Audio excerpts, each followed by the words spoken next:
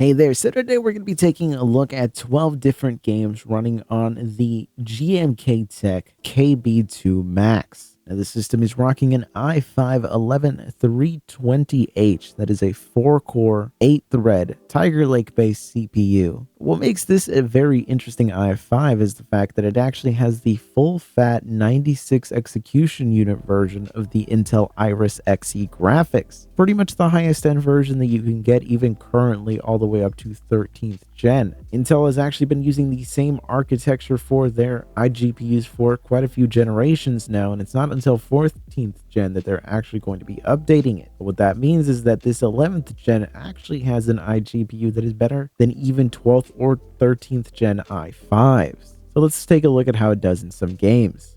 So starting off the list, we have the newly released Counter-Strike 2. And we are running it with the lowest in-game graphics settings, and we are using FSR but set to the ultra quality preset to minimize any damage to the overall resolution while getting a small little bump in the overall performance. It's certainly a playable time, though those 1% lows are not the greatest result, not exactly what you want to see out of a competitive shooter, but our FPS average is at least within a range where a lot of people would be comfortable enough to play. But again, if you're trying to be as competitive as possible in this title, you're going to run into some problems here. Now moving on to the next title, we have Mountain Blade Bannerlord running with the lowest in-game graphics settings. And here you can see with the built-in benchmark that our 1% lows aren't exactly looking great, though our FPS average is at least at a decent enough rate. You're more than likely going to be able to play through the game perfectly fine if you are really looking to play this title on here. Though if you're new to the franchise, you might be better off playing the original Warband title just to familiarize yourself with it and also maximize the level of performance that you get out of your system. But the new title is, of course, still more than playable enough on here. Just expect some issues with your 1% lows here and there.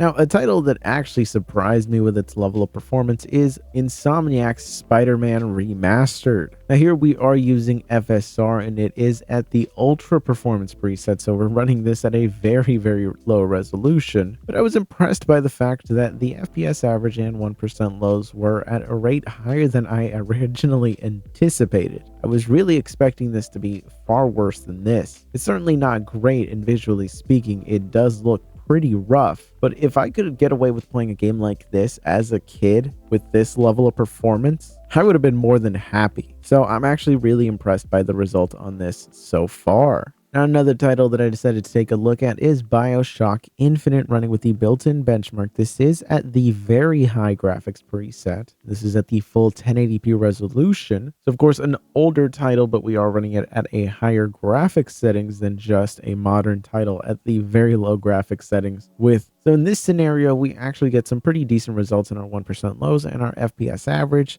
Nothing remarkable. You're definitely going to have to mess around with some of the graphics settings if you would like to improve those 1% lows, and I would very much consider that, but it is at least a decent enough result. Another older title that I took a look at is Batman Arkham Origins running with the built-in benchmark. This is with the lowest in-game graphics settings this time around. You can see that the FPS in terms of 1% lows and averages that we're reaching here are remarkable. You pretty much have the headroom that you can turn some things up, but if you're looking to maximize your FPS in older titles, you can definitely do that. But this, of course, also shows you that these APUs really start to shine when you're playing older titles and not necessarily newer ones.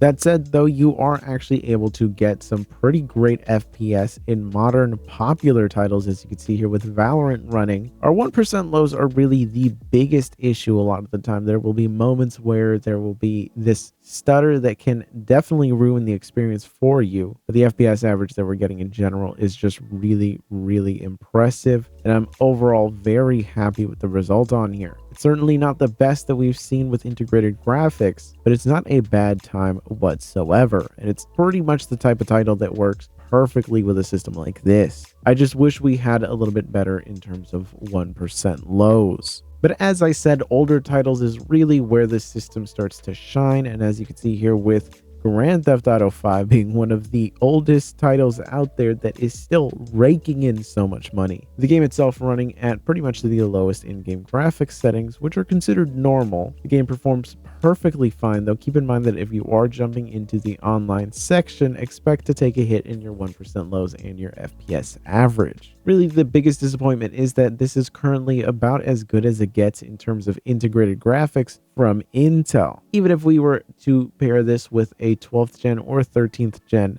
CPU, the APU portion of it, or rather the graphics portion, has not seen a meaningful upgrade in multiple generations now. Of course, Meteor Lake is supposed to change that, so let's hope that that ends up coming out soon. Of course, just because a title is older does not necessarily mean you're going to be getting remarkable performance out of it. As you can see here with the Rise of the Tomb Raider running with the lowest in-game graphics settings, we are using DirectX 12, and this is at the full 1080p resolution. The FPS that we're getting is decent enough, though our 1% lows aren't exactly remarkable. Really, in general, an overall impressive result, though, because our 1% lows do comfortably stay above 30, though our FPS average isn't as high as you'd like it to be. Considering how heavy of a title the Tomb Raider games can actually be, this is a pretty impressive showing for this Intel iGPU. Of course, not all brand new titles are going to be functional on a system like this, as you can see here with the newly released Payday 3 running with the lowest in-game graphics settings, and we are also using FSR at its most performance setting, and it is still not enough to get this to be a playable experience in the slightest for us. Our 1% lows in particular are absolutely suffering, and there was, of course, a driver release that was meant to improve the overall performance that was very specific to target the Arc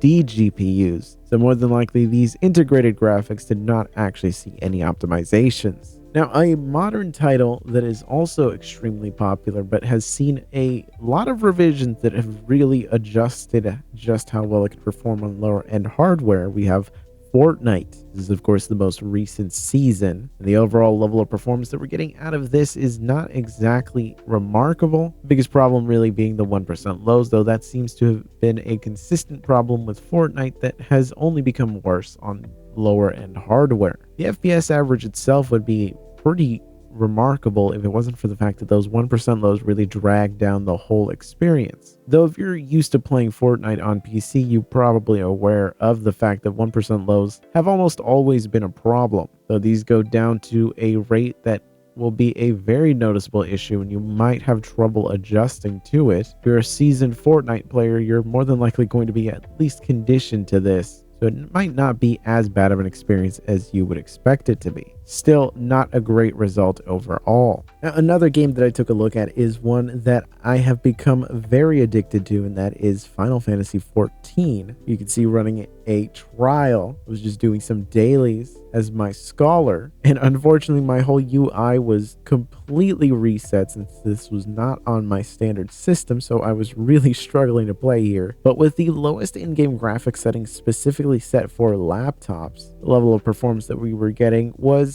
decent enough. It's one of those titles where you don't necessarily need a high FPS. It is at least high enough that you're going to be able to dodge enemy attacks and things like that, but for higher level dungeons, this might end up being kind of a problem for you. So it really just depends on how much you care about this specific game and being competitive in it. And then the last game that we're taking a look at is BattleBit Remastered here, which is one of those games that ran absolutely beautifully on the system. It is at the potato graphics settings, but in return for that, we do get ourselves some very impressive 1% lows and FPS averages, and pretty much give us a game here that gives you the Battlefield experience on pretty much any system out there with a high refresh rate. It is pretty much the most ideal gaming experience, and I'm really impressed with how this one ended up performing. It was pretty much perfect. Off of that list of games that we took a look at there, it does seem like this system itself is capable of doing some level of gaming, that you have to temper your expectations. It really does not seem to be able to keep up with AMD equivalents. But still, in a lot of very popular titles, you are going to be able to get a decent experience. So overall, I'm happy with the result.